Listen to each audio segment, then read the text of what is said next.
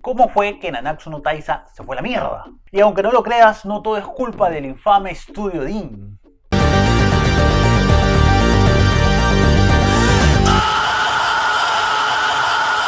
Que si bien hay algo de culpa en el infame Estudio Deen y la animación tan cuestionable que le dio, lo cierto es que el final de Nanatsu no Taizai es la cosa más simple, más plana, más jalada de los pelos que hemos visto en los últimos años.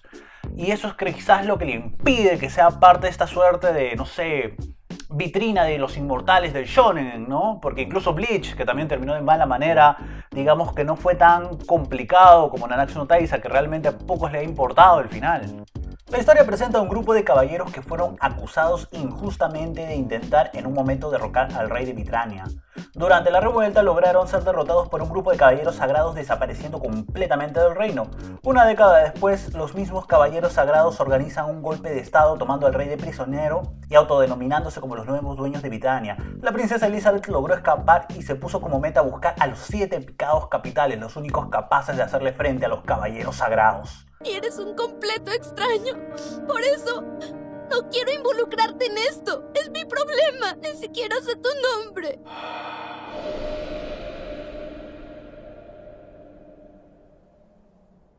Meliodas. Ese es mi nombre. No puede ser. ¿Meliodas?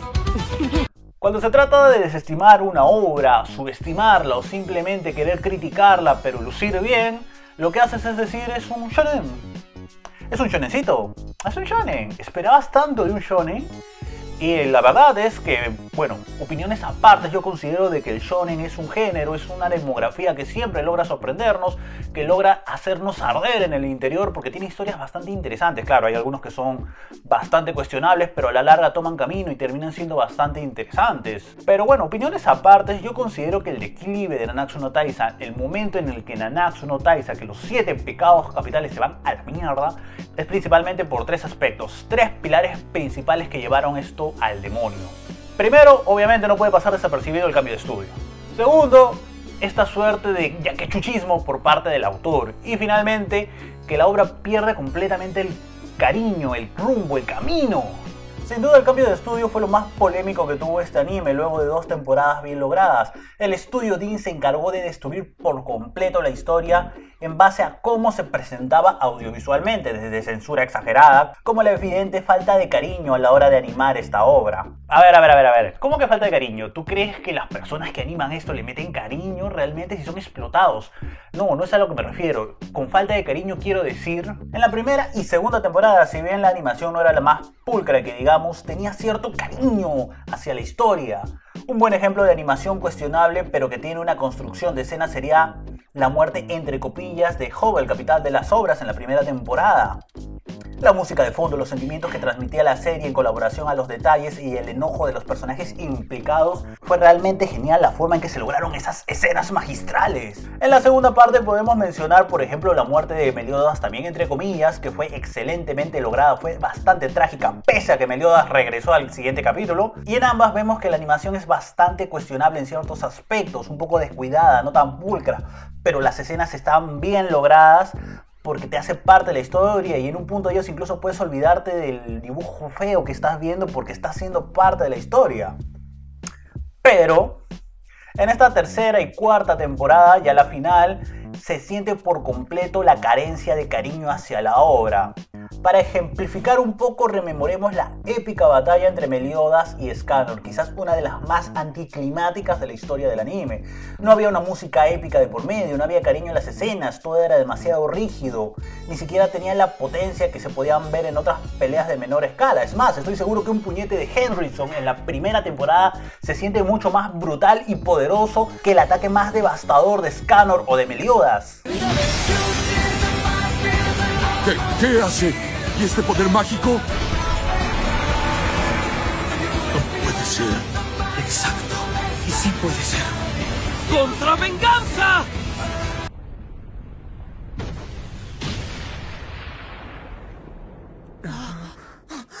Y eso es a lo que me refiero cuando hablo que hay una falta de cariño en la animación. Si bien la primera y segunda temporada tenían una animación bastante cuestionable, había un poco más de cariño al armar la escena, había una idea de, ¿sabes qué? Quiero construir esta escena acá, necesito una música deprimente, necesito que todo se vea épico, necesito planos detalles de las caras, no sé. Había una suerte de idea de hay que hacer algo bacán con lo poco que tenemos. No importa, el dibujo es horrible, pero hay que generar una buena escena, hay que estremecer a los espectadores. Pero en la segunda, bueno, la segunda también más o menos, ¿ah? Pero la tercera y cuarta temporada, principalmente donde se da este cambio de estudio, es terrible. Literalmente los planos son lo más plano posible. En lugar de hacerte detalles quizás de las miradas, de los sentimientos, de las expresiones, lo que hacen es ponerte a todos en un plano general grande, que encima hace más evidente el mal dibujo de ello.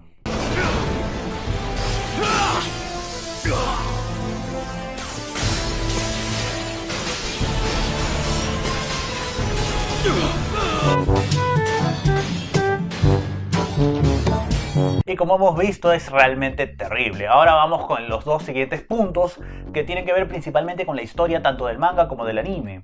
¿Por qué digo que Nanatsu no Taizai pierde el camino y que el autor emplea una suerte de yakechuchismo? Todos estamos de acuerdo de que la primera temporada cierra de forma magistral. Es decir, el primer objetivo que se traza la historia se cumple y cierra de manera genial. Elizabeth logra salvar a su reino y todos son felices. La primera temporada funciona bien por eso. Es una historia autoconclusiva, dinámica, entendible y bastante agradable.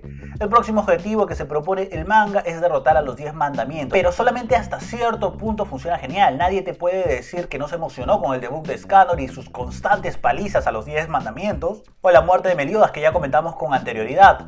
Incluso cuando se revela el pasado de Elizabeth y Meliodas todavía como que funciona un poco, pero luego viene el maldito arco de la guerra. ¿Y se han preguntado por qué diablos los shonens flaquean cuando se trata de una guerra? Casi todos los shonens que al menos particularmente han visto flaquean en el arco de la guerra. Todo es genial hasta que llegan a la guerra. La guerra termina siendo siempre un desastre asegurado. Y acá es donde quiero hablar de lo que se llama el yakechuchismo del autor. Dejemos esto en claro desde el comienzo. Toda serie apela a la conveniencia argumental en algún momento. Algunas la hacen de forma descarada, otros lo hacen de forma más sublime, más estratégica, pero el tema acá es que Nanatsu no Taizai, los 7 pecados capitales, es abusiva completamente en este aspecto y nunca se tomó la molestia de cambiarlo o de intentar que pase desapercibido. Sus cambios siempre han sido demasiado detonantes, demasiado fuertes, demasiado obvios, hasta vergonzosos. Y es ahí donde viene el yakechuchismo, que mi ramplona explicación de lo que significa esto es hacer lo que me da la gana como autor y zurrarme en lo que yo mismo había planteado con anterioridad, y esto es lo que hace el autor de Nanatsu no Taizai. Y no lo tomen a mal, o sea, el yakechuchismo hasta cierto punto no es malo, pero Nanatsu no Taizai es abusivo. Vamos a repasar un poquito de cómo lo hace bien y cómo es que ya poco le dejó de importar. Una pequeña advertencia, en esta parte me voy a poner muy odioso. Se acabó el arco de rescate al reino, pero tengo buenas ventas. ¿Cómo lo soluciono de manera coherente? ¿Más villanos? Pero Sensei, ya habíamos establecido que los únicos demonios eran los rojos y los grises. Ya que chucha, pongamos demonios mucho más fuertes y de todos los colores y hagamos que los rojos y los grises sean los más débiles. Pero Sensei, ellos le dieron demasiada pelea a los personajes. Ya que chucha, no he mostrado a un pecado y encima Meliodas tiene poderes escondidos que todavía no muestro. Con eso lo arreglo. Acá la argumentancia argumental te dice, ya, este enemigo es muy fuerte, tenemos que vencerlo. ¿Verdad que Meliodas no ha liberado todo su poder, no? Listo, Meliodas lo va a vencer con un super power up porque resulta que tenía un tercer modo oculto para derrotarlo. Nadie se va a dar cuenta, es conveniencia del guión. Yo nunca dije cuánto poder tenía Meliodas, así que esa incógnita sigue agrandándose. Meliodas va a ser tan fuerte como necesite la obra que lo sea. Celdril se quedó solo en la guerra, ya que chucha, le ponemos 2 maestros super fuertes que nunca habían aparecido antes para balancearlo. Y hagamos que uno sea counter de Scanor para que todo esté más bacán. ¿Qué? ¿Que puedo reventar más las vendas? ¿Qué debo hacer? Ah, por supuesto, vamos a enfrentar a los personajes más fuertes en una situación poco coherente. No te preocupes, Meliodas es malo porque perdió sus sentimientos, eso es. Pero necesitamos que vuelva a ser bueno y Van necesita un power up. Perfecto, 2 pájaros de un tiro, que Van vaya a rescatarlo y que se haga más fuerte de la nada. Que tengo que explicar por qué Starrosa no se parece a sus hermanos y el poder de Scanor, no te preocupes, 2 pájaros de un tiro nuevamente. Starrosa es Mael y hagamos que él haya sido el primer portador del Sunshine con el que Scanor le sacó la Muri. Y como es una gracia divina, de esta manera explico que Scanor sea el humano más fuerte del mundo. ¡Ay, qué desastre, qué desastre, qué desastre! Es que el arco de la guerra no tiene ni pies ni cabezas, al menos a mi parecer. Es un despropósito total, principalmente por los personajes. Ya, nos plantean de que Mael con el Sunshine es mucho más fuerte que Scanor. Pero de pronto pasa el tiempo y resulta de que a Mael se le hace agüita enfrentarse al Rey Demonio, pero Scanor con el Sunshine en Dawan logra pararle mecha, y me viene con la idea de que la energía vital de Scanor es lo que lo mantenía en el estado Dawan, un estado Dawan más fuerte, y podía pararle mecha al Rey Demonio, pero a Mael se le hacía agüita. Y es que en este arco es donde principalmente uno se da cuenta de que hay estas conveniencias de guión. Es como que el autor te deja una idea planteada ahí, se olvida de esa idea, pasan los capítulos, tiene que justificar algo y se acuerda que dejó algo en X ahí. Y sin importarle la congruencia de la historia, simplemente dice ya, hay que llenarlo con eso. ¡Sol cruel!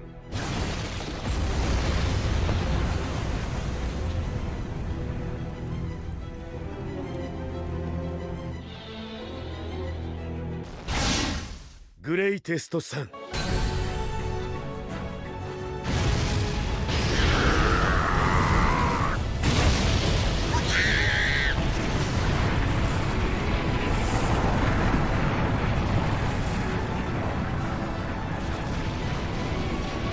Este factor siempre ha estado presente, pero en la guerra se vuelve completamente descarado. Y da la impresión que el autor no sabe qué hacer y se zurra en él mismo para poder hacer algo coherente que termina siendo mucho peor. Y el meollo del asunto acá es que el lector se da cuenta de que esto no es coherente a lo que ya había dicho antes, de que plantea escalas de poder y luego las deja de mencionar porque se da cuenta que fue un error, o de pronto saca ideas irrelevantes y las vuelve a juntar. Si no, vamos a preguntarle a Merlín, que ella colecciona tesoros sagrados y los libera de manera en la que le convenga a ella misma. Meliodas necesita pelear de forma balanceada. Uy, resulta que yo tenía tu tesoro sagrado, ten. Van necesita pelear y nunca revelé su tesoro sagrado. No te preocupes, pecado zorro, yo lo tengo, ten. Pelea, hijo mío, lúcete. Y de hecho, Merlín es la encarnación completa de este problema. Y a esta enorme lista de yaquechuchismos, de conveniencia argumental, de soy el mangaka y me zurro en lo que he creado porque yo lo escribí, y si yo lo escribí todo es canon, se le suma el hecho de que, bueno, necesitamos continuar la historia. ¿Qué hacemos? Arturo está en coma. Merlín no tiene pasado. El rey del caos, señores. Soy un genio, caramba. El rey del caos. Aquí quiero que seamos puntuales. Los que seguíamos el manga recordaremos que esta historia acababa cuando Meliodas se liberaba de su padre, rescatado por Van y sus amigos. Y de hecho nos regalaron 3 epílogos del tema. Es decir, Nanatsu no Taizai terminaba ahí y nos dieron un epílogo, otro epílogo, otro epílogo. Y en este último epílogo decidieron de que no, hay que alargarlo un poquito más. Fue un final anticlimático, hay que hacer algo más épico. Y al autor no se le ocurrió mejor idea que traernos de regreso al Rey Demonio, esta vez poseyendo a Zeldris. Y una vez derrotado dijo, tengo que buscar la forma de tener mi propio Boruto. ¿Y cómo puedo tener mi propio Boruto? Con una serie de los hijos de los protagonistas. Pero necesito a alguien que sea más fuerte que el Rey Demonio porque ya lo derrotaron. Diablos, ¿qué voy a hacer? Ah, ya. La solución a todo esto, el yaquechuchismo divino. Vamos con Merlín. Y acá es donde el autor se saca esta onda del Rey del Caos. Y evidentemente el resultado no fue el mejor. La batalla contra Meliodas ya había sido bastante anticlimática. La de Zeldris superó mis expectativas por completo. Llegó a ser una muy buena pelea tanto en el manga como en el anime. Pero luego el autor nos saca completamente de onda con Arthur como el Rey del Caos. Fue demasiado y también fue innecesario. La propia idea del Rey del Caos es incoherente a lo que se había planteado a lo largo de la serie y se nota que es una excusa ramplona, una excusa simple, barata, para extender la obra, para tener la excusa de sacar la secuela. Y este es el principal problema que encuentro con el autor de Nanatsu no Taizai. El autor quiere hacer algo y se coge a lo primero que encuentra. Lo hizo con los 10 mandamientos, lo hizo con Scar, lo hizo con Starrosa y lo hace con Merlín a diario. Todos los giros argumentales de esta historia se vuelven exagerados y vienen con una segunda. Por ejemplo, los 10 mandamientos. Ya teníamos claro que habían demonios que eran fuertes y todos los personajes sufrían para derrotarlos, pero necesitábamos material para alargar la historia, pues hablemos de los 10 mandamientos. Que sean extremadamente fuertes, que se violen a todos, y mi única excusa para enfrentarlos van a ser que falta un pecado y va a ser que Meliodas será más fuerte, y al diablo el resto de personajes que se quedan a la mitad de camino. Y esto es una constante que se repite. Necesitábamos saber qué pasó con Mael y Starrosa, necesitábamos saber la fuente del poder de Scanor y lo juntan todo. No niego que se me jalaron los pelos cuando me enteré de que Mael era Starrosa, pero de todas maneras se siente de esta forma. El autor necesita justificar o explicar algo, o se le ocurre una nueva idea y chapa el mínimo hueco argumental que encontró el más minúsculo y ahí lo mete. Y eso es a lo que quería llegar al final de este video. Nanatsu no Taizai se va a la mierda, se va al tacho de basura cuando uno se da cuenta de que el autor no tiene una estructura para hacer la historia, sino que va llenando lo que va encontrando, y es como que tiene una agenda de cosas que he dejado abiertas por si acaso, y coge, ya necesito justificar algo que tengo abierto, ya vamos a completar este hueco argumental con esta trama que seguro va a abrir más huecos argumentales, pero no creo que se den cuenta, es un shonencito. Ese es el problema con Nanatsu no Taizai. La primera temporada, o digamos ya, la primera parte del manga es estupenda, la segunda más o menos, pero flaquea completamente cuando entran al arco de la guerra, donde ya vemos desigualdad de niveles, ya vemos personajes que aparecen, desaparecen, personajes que, uy, no, él era el más fuerte, no, mentí, él es mucho más fuerte, no, él es muy fuerte, no, espera, yo siempre dije que Meliodas era el más fuerte, y así. Se nota que el autor no tiene una estructura, no tiene un orden para armar, y simplemente va colocando lo que se le va ocurriendo, y si por A o B necesita explicar algo, chapa algo que ya dejó abierto para completarlo. Y Nanatsu no Taizai se va a la mierda cuando el espectador, cuando el lector del manga se da cuenta de eso. Si te gustó el video, dale like, suscríbete, dale click en la campanita, todos los youtubers que sigo dicen que funciona, y nos vemos en el próximo video.